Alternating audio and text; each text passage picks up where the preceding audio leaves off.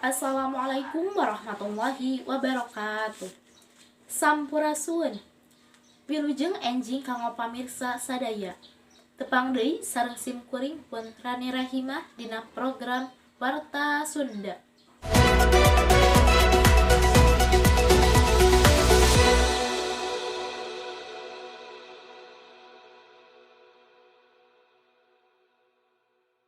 Simkuring dina waktos ieu bade ngadugikeun sawatara warta anu kantos kajantenan dina saminggon kapengker.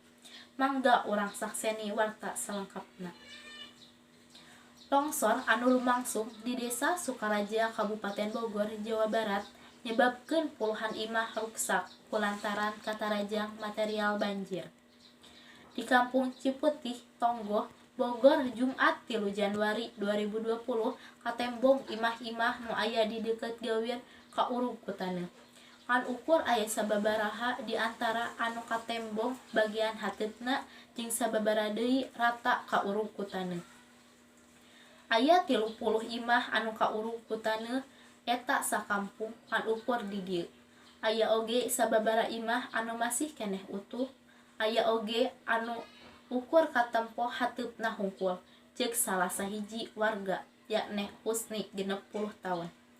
Husni nyebutkeun longsor anu lumangsung kasebat kajadian di poe Rebo 1 Januari 2020 isuk.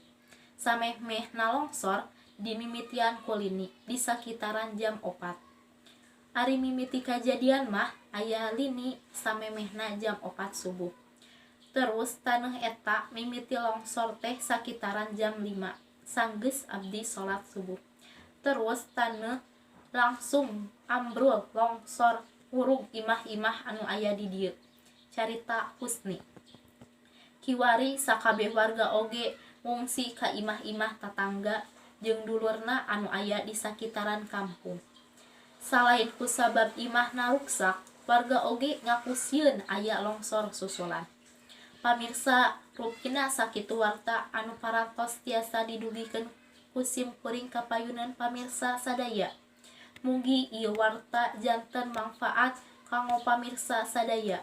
Simkuring pun Rani Rahimah amit mundur. Wilujeng tepang deui dina waktos anu kapayun. Hatur nuhun. Wassalamualaikum warahmatullahi wabarakatuh. Hurip Sunda.